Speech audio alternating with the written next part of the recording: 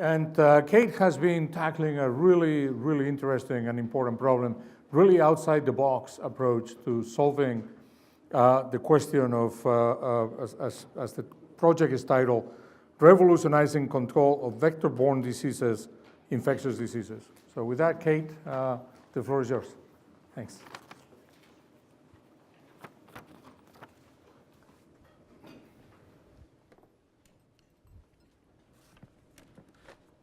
Well, hold on, I'm going to move things around a bit. Sorry about that. Good afternoon, everybody, and thank you, Tomas, for that very kind introduction. I'm excited to be here, and it's been an exciting afternoon of talks and amazing presentations. Really cool research being done. This presentation will be made on behalf of our Big Idea Challenge team. And that is Dr. Watts and Dr. Watts and Dr. Flaherty from pharmacy, Dr. Scharf and myself from entomology, Linda Pfeiffer from science communications, and somebody you've just met a little earlier, Lee Raymond from political science.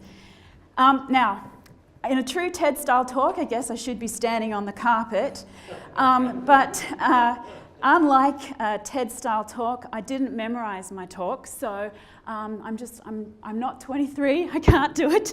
So it's late in the day, and so I'm probably gonna refer to the script a little bit. So I'd like to start with a story which I did not write. Picture a mother who is the breadwinner for her family. As the moon rises, she heads out to work. She's to provide for her children, and she's working the night shift. On the way home, as the sun is coming up, she'll stop at some flowers that are growing in the urban landscape. She'll rest and repeat.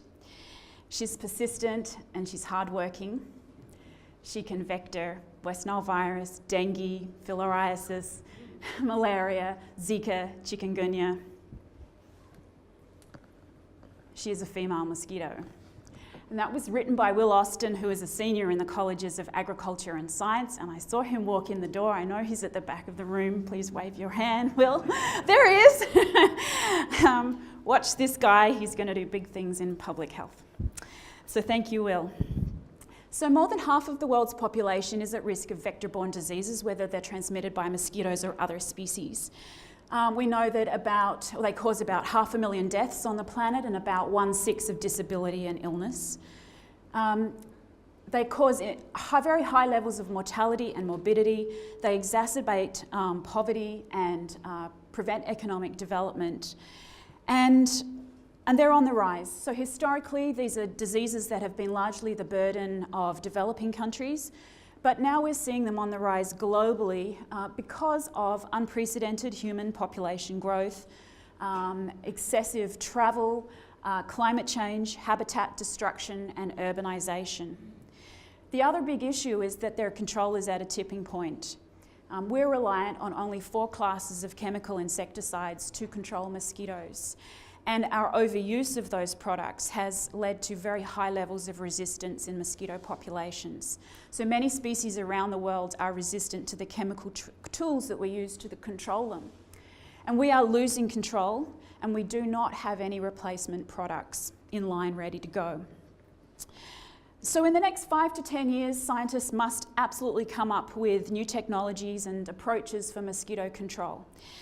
And this is the societal grand challenge that our team is working to address. And in the spirit of the VOS talks and series, I guess, to honour a Purdue alumnus and a female astronaut and astronomer, I guess this is our moonshot.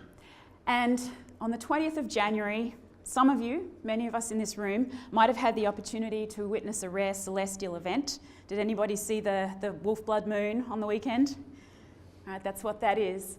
And the opportunity, well, the connections here are just too good to miss because, of course, that's a female mosquito and she's just taken a blood meal and now she has the ability to transmit disease.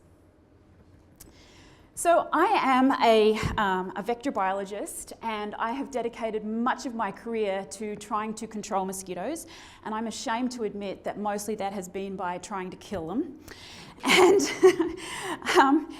and I guess there's also a saying that says the definition of insanity is doing the same thing and expecting a different result. So in 2016, some events happened that forced us to change the way we think about our research, and they led to the project that I'm going to show you today, and to this Big Idea Challenge project that we have. So it's estimated that we use about 6 billion pounds of pesticides every year to control the pests of agriculture and food production. Many of those pesticides are considered blunt hammer pesticides. That is because they're neurotoxic to insects and to other organisms. They kill helpful and harmful species. Their use is highly controversial. It inspires much public debate. They concentrate in the environment. All sorts of unintended consequences. And so I was telling one of my most influential mentors about our work that we'd been doing for the last 20 years to try to control mosquitoes by coming up with new insecticides. I was very excited about it. I think I was probably being very enthusiastic. And my mum looked at me in that way that parents have, and she asked the most innocuous, innocent question, and this is really where it started. She said, "Well, is that good for the environment and human health?" And she really pulled me up short. I had to stop and think. I thought about it for quite a while. And really, we had to then start rethinking what we were doing. So to take a new approach to what we were doing. And I grappled with it for some time, but I admitted, yes, we needed to rethink. Around this time, scientists in my field were proposing that we should begin to consider eliminating mosquitoes from the planet, and largely through genetic strategies. So genetic control was coming on board, and people were thinking that GMO mosquitoes would be a way to control the diseases they transmit. Well, we're probably a long way from GMO technologies, but that's a really interesting question, eliminating mosquitoes. Not all mosquitoes are bad. Only a small percentage of them actually transmit diseases to humans. We don't know very much about their biology, but we do know that many species are capable of pollination. They are playing roles in nutrients recycling in aquatic environments, and they're also really important food sources for terrestrial and aquatic organisms.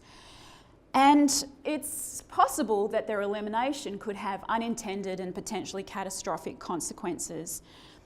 I do think it is some time before we'll have GMO mosquitoes. In fact, most of mosquito control today is achieved through the use of pesticides, and this is a very well-trodden product development path. So the question is, why haven't we developed smarter, greener, more environmentally benign chemical control tools for mosquitoes?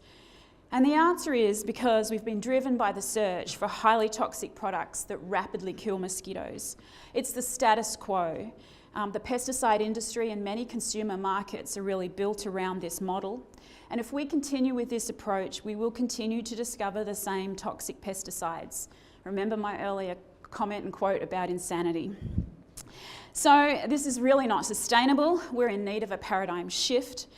And this is really where our project took off from. We asked the question, as a team, could we come up with new chemical control tools to control disease transmission by the mosquito, but without killing it? And this really requires us to redesign not only the way that we do insecticide discovery, but also about insecticide delivery. And they're two very important components. And if you have one without the other, then you're probably not going to be successful. So science, like many things, is about being in the right place at the right time. And for us, that convergence happened at Purdue in 2016, and it was thanks to the Big Idea Challenge project. That year I got a tip-off from a very good colleague and collaborator in the School of Pharmacy, Dr. Val Watts, who is on this project. And he told me Purdue was purchasing a new piece of equipment. Let's call it investing in a new piece of equipment. And it's called the Perkin-Elmer Opera Phoenix. Who's heard of it? Yeah, okay. So this is a really important piece of equipment that screens living material. It takes very high resolution images of living material, most often it's human cells, and it screens those cells for their response to drugs, and it can look at the response to thousands of drugs very, very quickly. And we had this hunch that the Perkinelma opera phoenix could potentially be used to change insecticide discovery. The catch was that we needed to get the mosquitoes in the machine. So I just have to, well, I'll come back to that in a minute. So the process of insecticide discovery is not that dissimilar to the process of human drug discovery. The major difference is that your clinical population has 6 legs instead of 2. And most of the traditional insecticides that we have today have been discovered by screening. You expose an insect to some chemistries, you look to find those that cause death or mortality or paralysis, and those are the ones you then select for subsequent development. This is the reason why we have lethal biocidal products. It's the way it's always been done. It's been done this way since the dawn of time, and we decided we wanted to change that. So we wondered if we could use the opera phoenix to move away from screening for toxic products. And our thinking was that we could use the digital imaging to find chemistries that were associated with what we call exotic non-lethal phenotypes. And this is a strategy to disrupt disease transmission without killing the mosquito. And to illustrate what I mean, I'm going to walk you through a couple of examples. So this is the normal or typical swim pattern of a larva in a body of water. It bounces up and down from the top to the bottom of the container, whatever that might happen to be. And as it does, it is feeding and it's avoiding predation. Well, we've used the opera phoenix to find chemistries that change this behaviour. This pattern, this swim pattern changes. So the larva is now no longer feeding, and it's also not able to avoid predation. And this means that the subsequent generation is smaller. Right, so that's very important. Secondly, we're very interested in adult flight or resting and flight behaviour. So all adults have a diel period of activity. At the very same time each day, they initiate flight activity to find a blood meal or to find a mate. And off she goes. We were thinking that if we disrupt or increase resting behaviour or arrest flight activity, we will prevent human mosquito bites, so we would drive down transmission of disease. If she's not taking a blood meal, she's also not transmitting, or she's not contributing to the subsequent generations, so you're decreasing your population size. And that's important. So we're thinking about reducing the size of the subsequent generation of mosquitoes. And we call this precision population suppression. And the reason that this is very important is that only a small percentage of the mosquitoes in any population are actually infected with pathogens and parasites. And if you decrease the size of the population, at some point you will cross a threshold where it's no longer possible to transmit disease. So you disrupt disease transmission. And for us, that's very important. We're only interested in chemicals that affect the behaviours that are specific to mosquitoes, no other insects. So, and because, well, I guess I'm going to sort of show you one more. All right. So our goal here also is deep exploration of chemical space. And the reason we can do this is because we're looking for exotic phenotypes. We can look at thousands of chemistries that were already passed over because they didn't cause mortality and death of the insect. So we can go back and have another look at all of those chemistries. And there is a limited number of chemistries you can look at. And secondly, the opera phoenix enables us to do that very, very quickly. So we can look at thousands. So at the same time as we were launching this new approach to insecticide discovery, we also realised that the introduction of new products would require a radical shift in societal mindset.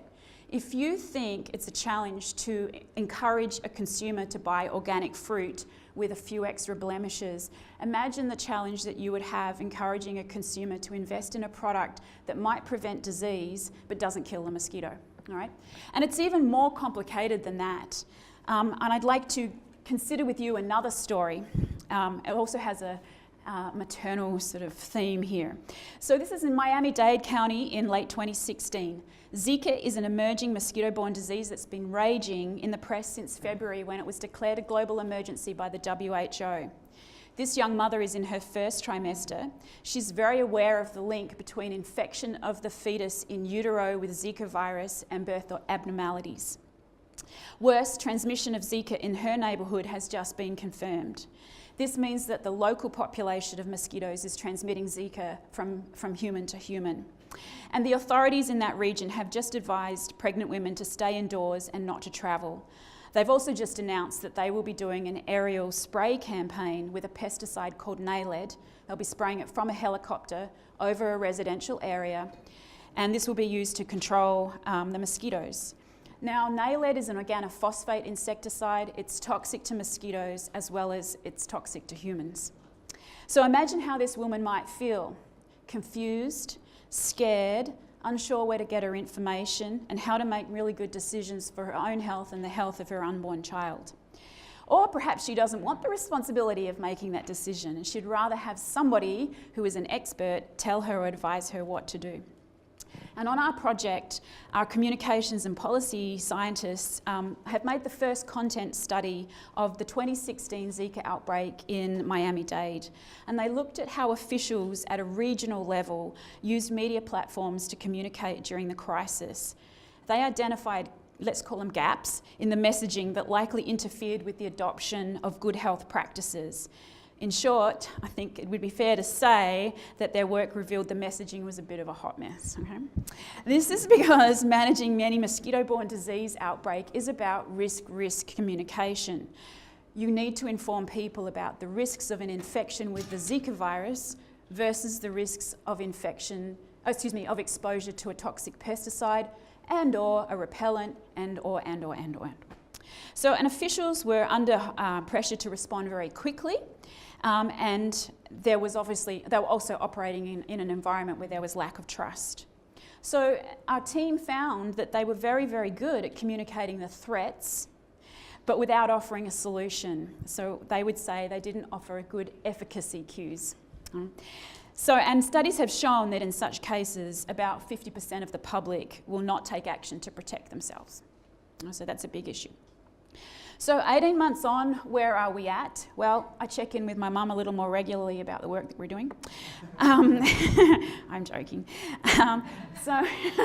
Actually, I really do, because she's a really good bellwether for what the general public is thinking. So we have launched and we're in orbit. And our chemical discovery team has developed an innovative insecticide discovery platform. It is the first of its kind, and I'm going to show you a little bit of a picture here. This is in the Chemical Genomics Core over in the Drug Discovery Institute. So we got to play around with some amazing equipment. And this is Shruti. She's a postdoc on the project. On the left-hand side, you see her using the robot to dispense, and I'm not kidding here, 18,000 mosquito larvae. All right? So this was a major advance for us because it automated the entire process. And if you have any doubts, try catching and counting 18,000 wriggling mosquito larvae. So the larvae are being dispensed into plates that contain hundreds of chemistries, and then on the right-hand side, and I'm not a very good photographer, so I'm proud of this photo, but I recognise its weaknesses. Shruti is, so this is the plate being imaged now on the Perkinelma. This is the Perkinelma here.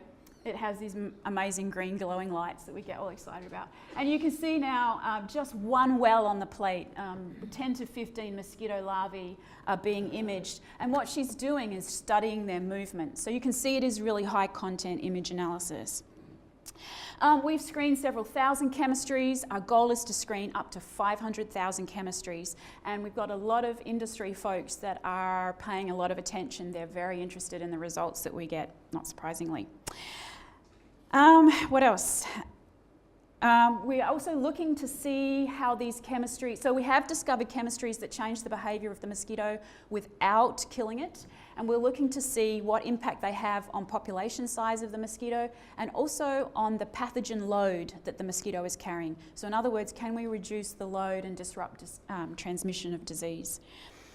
Our communications team has completed their content analysis, and they're now working to develop communications models and public policy frameworks so that we can give those to people during an emergent crisis. I'm coming back to that. And I just want to, excuse me. We are now also talking to the Innovative Vector Control Consortium. This is a not-for-profit that operates out of the United Kingdom. They are focused on developing and delivering new insecticides to people at cost in disease-endemic countries. And the idea is that this outfit will capture the chemistries that we are developing and bring them to those who are most in need. We have submitted 7 proposals last semester alone to continue this funding. I was very grumpy last semester. I have never submitted that many proposals, but that's what happens when you're on a project like this and you're really excited, and you've created something that's just so different from what you might have done in your regular work. And you're keen to keep it going. And so we hope some of those will be funded. And we're also talking to one rather important potential investor. And I'll just leave it there, leave you hanging. What are the benefits? So what are the benefits of what we're doing? So our vision is really disruptive technologies on 2 fronts, and they need to go hand in hand. Smarter pest control technologies that are safer for humans and the environment, and they have to be compared with those communication models to ensure that the products that we develop will be adopted and implemented and ultimately will protect human health. If you don't have that, then there's a disconnect. We're thinking about replacement products for toxic pesticides. These are products that would offer control where other insecticides are now no longer effective. They'd be compatible with a range of other control technologies. They would reduce the amount of toxic pesticides we're releasing into the environment. They would reduce pesticide exposure. Secondly, those communications frameworks for our public health officials, step-by-step manuals on risk communication with the efficacy cues to ensure that you have the best possible response during a crisis and people are adopting good health management practices. These could be used in the developed or the developing world to address the increase that we see in vector-borne diseases. It doesn't matter whether it's the outbreak of a Zika virus in the Americas or of malaria in Africa or Asia. And they're also very necessary to support the implementation of any new products that we develop from this project. It's pointless to invest in new products if they're not going to then be appropriately adopted. We're also planning a symposium as part of the 150 Giant Leaps celebration. We want to bring together leaders from industry, academia, regulatory and other government bodies to talk about driving the conversation towards solutions, eliminating barriers, and reducing our dependency on toxic pesticides and shifting our thinking to smarter ones. That's a really tricky problem, and so we need stakeholders from diverse backgrounds to come to the table to brainstorm with us about strategy and to increase awareness of these issues. So with that, I'm going to say thank you very much to our team. It's an amazing team. Never would have happened if we didn't have the funding from Discovery Park.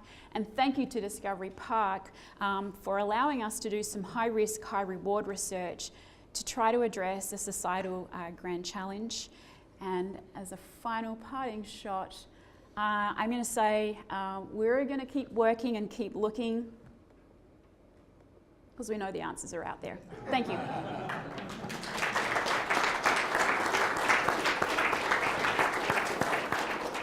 Well, thank you, Kate. How inspiring, huh? Right? What a grand challenge.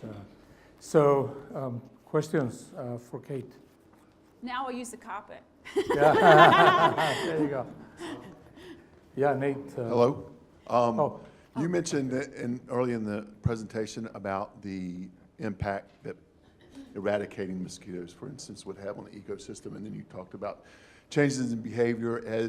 As the group able to consider that as you start looking? I mean, certainly if the ecosystem is dependent on mosquitoes for food source and stuff, this change in behavior of the mosquitoes then impact that. And I mean, that is kind of an aha thing. I mean, you know, people don't think about that, right? Could you, I want to make sure I actually correctly answer your question. Yeah. So, Are you able to consider the change in behavior in mosquitoes as you try to impact that, and, you know, potential impact on the ecosystem, for instance, food sources and things like that for other animals, or? Okay, all right. Yeah, so we can, okay, interference. Yeah, so we can pick it apart a little bit. And at some point, you know, you're probably going to be working with modelers who look at this sort of thing. But there's so much to do on just this one project that, no, I don't think we haven't even had the chance to kind of look in the longer term, which is what you're talking about, I think. And we would like to, but, you know, we're running to even get here. So yeah, it's a great question. Nate?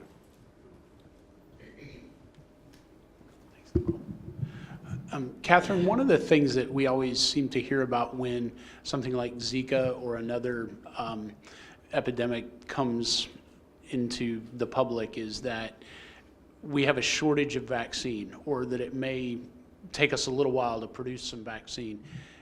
Given the work that you're doing with the selective reduction of, in this case, mosquitoes and those sorts of things, what sorts of impacts do you think that may have on our readiness with vaccines? So I don't know, so it's a great question. I don't know what that will do in terms of vaccines. I'm going to make a couple of comments here. So actually we're in a vaccine revolution again. People are very interested in vaccines for infectious diseases. They've gone out of favour, but they're back in vogue now. And so we're seeing a lot, and Zika is a great example. I mean, there's been a concerted effort to develop vaccines for Zika and to get them developed as quickly as possible. So responding in a crisis. What our project will do is develop or deliver tens of chemistries, and the benefit of that is that you can then stock your pipeline, right? Because you're always going to have attrition and erosion of chemical. I mean, mosquitoes are good at getting around things. They're just really good at it. And so that will happen. And so to offset that loss, we want to have multiple new molecules in the pipeline, and sometimes even to stack those molecules together, so to combine them. So it's hard to say what will happen on the vaccine front, but we're in a new era for vaccine research, and we sort of are on the chemical side of things. I will say this, we have a lack of people, so to kind of follow from your talk, we have a lack of people who are trained in these fields to respond to these crises. And so there's been an underinvestment in the United States and in many other places around the world in that workforce that responds to these sorts of crises. And when you have a Zika outbreak, that's when you suddenly realize you need them.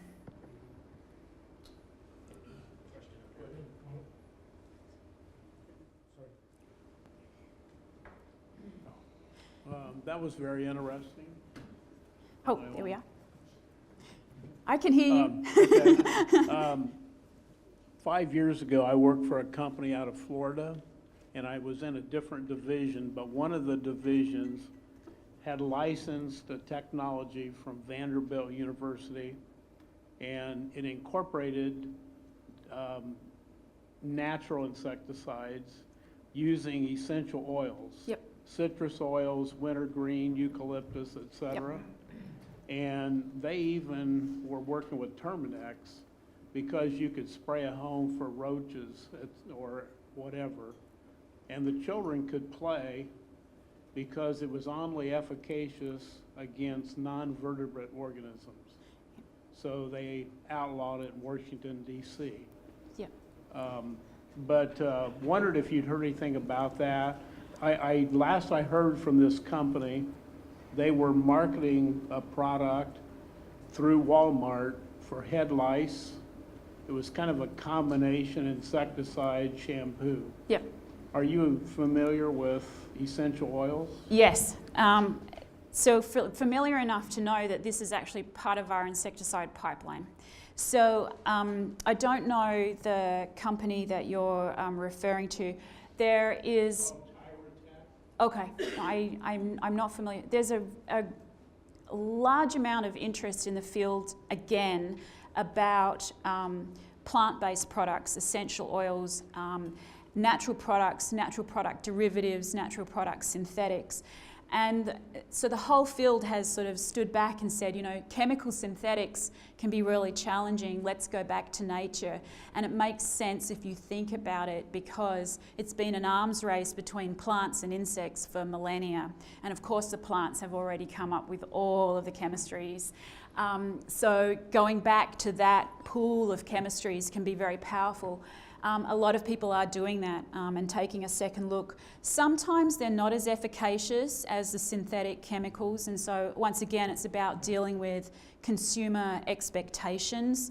And the industry is built around toxic products that act very quickly. So it's a harder industry to work in, to launch products based on essential oils or natural products or whatever.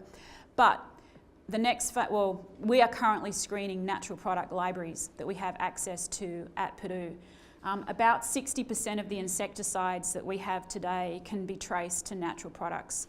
Their structure or their derivatization in some way comes from a natural product. So it makes sense to go back to that gold mine, if you like. I think it's very exciting, and that's why we're screening natural products, because we think it enhances our opportunity to find additional control tools. Just one final question over here. Thanks for the talk, Catherine. I had a question. Have you been following the work that's been done with Wolbachia and dengue in Australia? And one of the challenges they had initially was to find and screen the Wolbachia strain. Can you actually use the system that you have to screen some of these biological methods of eliminating mosquitoes or dengue-carrying mosquitoes? We could actually, and yes, I am familiar with the work on Wolbachia. It's coming out of Australia. So just for the audience, there's a strategy that uses a bacterium called Wolbachia. It infects the mosquito, and if you can get it to infect the mosquito, this is called the Eliminate Dengue program, and then it got started in Australia out of Monash University, and then there are a lot of other programs that have got going like this. Verily is involved in this. There's a couple of other companies that are, there's a US-based company, Mosquito Mate, I think they're called. So it's a very hot area of research. And so the idea is that the Wolbachia infects the mosquito and it messes around with the metabolism and stress response of the mosquito. The mosquito is then less able to transmit a virus. And so you're almost rendering the mosquito refractory. The catch is that you have to infect the mosquito with Wolbachia and then release it into the environment, and they have to outcompete the wild population of mosquitoes. So it's been very successful, and I am familiar with it. We could potentially screen or incorporate something like that into our screen. It's a phenotypic screen, so we're looking for behavioural changes, and infections do change the behaviour of the mosquito. So we could look, we could develop a screen, I guess, around those parameters. But I'll tell you, it took so much. It took us 18 months to get here, and you know,